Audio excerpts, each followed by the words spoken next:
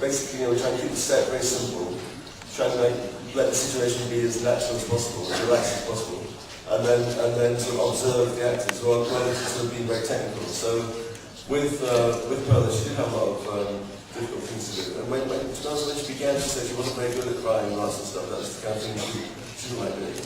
But so I just told her that if she did it well the first time, we would try not to make her do it again. To try and encourage her to have some incentive to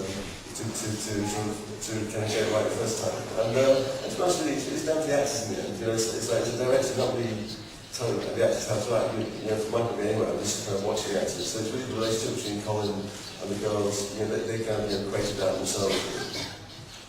That was right. I mean, the relationship was allowed to develop, and the way, as Michael said, the way he makes that possible is by having a very focused and simple environment. A film set can be an extremely complicated place with a lot of people with different job descriptions working away.